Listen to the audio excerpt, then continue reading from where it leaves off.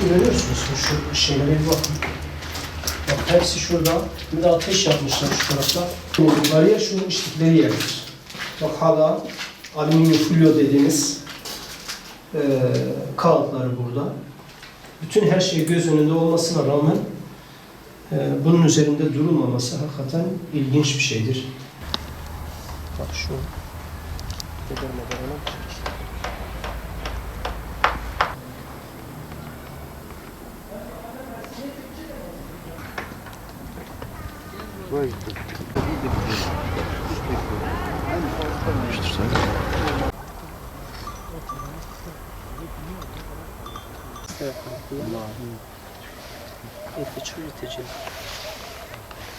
Bu hafta Kızıltepe ilçemizde gittikçe yaygınlaşan uyuşturucu bataklığından bahsedeceğiz. Bu uyuşturucu bataklığına düşen gençlerimizden bahsedeceğiz.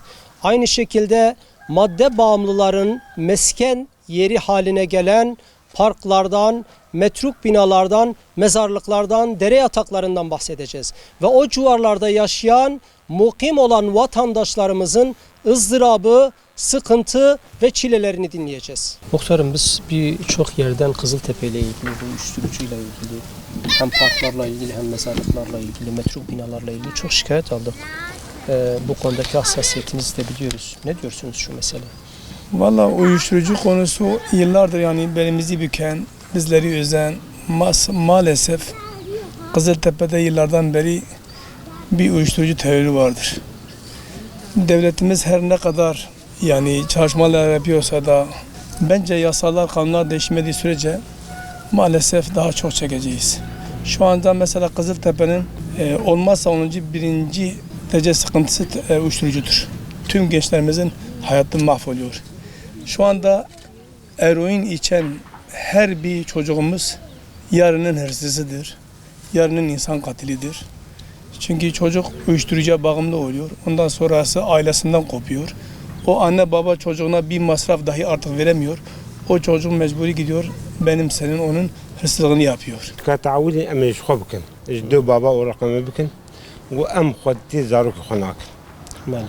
أم صح أم خدتي الوناكم التربية ونادي ها أم تعمل شبرو أم تعبن جبونا خوارنا وان لباسي وان أما جبو أخلاقي وان وأداب وان أم ناشغل Mali. وأم سر أي تما وان ناسكن أم زاروك خب دسوا نار نان جامية وش أو زاروك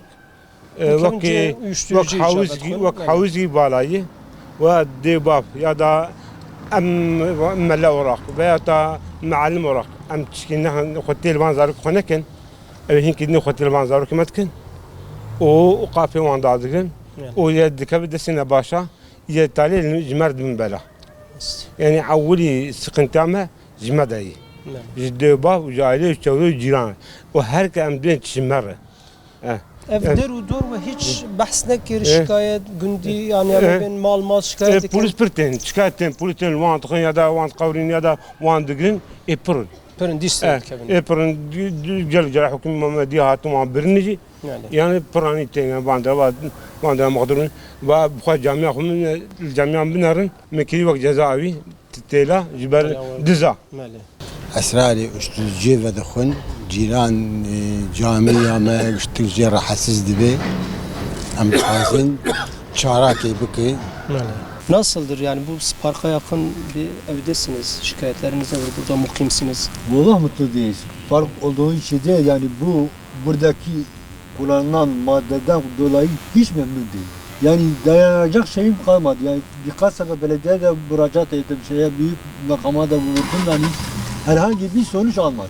هم شكاية دكين يك وحيفان الجنجات دي يعني مثلا ما هو بين حيفان وان يك وأمجير حسزم فيها ويسوب إيرو قوي واسبي لا يتوا بكي لا يعني والحاصل هالكس Vatandaşlarımız her birinin ayrı bir derdi, ayrı bir sıkıntısı vardır. Kızıltepe'nin birçok bölgesinde hem parklarda hem mezarlıklarda hem metruk binalarda hem de dere yataklarında ciddi sıkıntılar var ve orada mukim olan vatandaşların dertleri büyüktür. Bu sadece madde içen, uyuşturucu kullanan kişilere zarar vermiyor.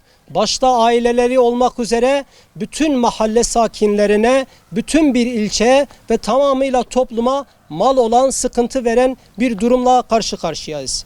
Bunun için, bunun çözümü için yerelde yapacağımız şeyler var ve köklü çözüm için devletin yapacağı işler vardır. Yerelde öncelikle metruk binaların yıkılması, ondan sonra sahipsiz parkların, mezarlıkların, dere yataklarına bekçi atanması, bekçi verilmesi.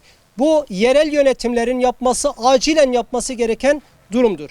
İkincisi, yasal boşluk olan kanuni yasaların düzenlenmesi gerekir. Devletin özellikle uyuşturucu satanlarla ilgili, bunu ticaretini yapanlarla ilgili, hatta bunu taşıyanlarla ilgili ciddi cezai yaptırımların olması gerekir ve kanunda bazı değişiklikler yapılması gerekir. Bu suça bulaşan, özellikle satan, bunun ticaretini yapan baronlara müebbet hapis cezasının verilmesi birinci önceliktir ki bu caydırıcısı olsun. İkinci, devletin yapacağı ana hususlardan bir tanesi de öz değerlerimiz olan maneviyatı güçlendirmedir. Gençlerimizin maneviyatını güçlendirme adına yeni bir sistemin, yeni bir eğitim sistemin oturması gerekir. Manevi değerlerimizi artıracak bir sistemin uygulanması madde bağımlılığını düşürecektir.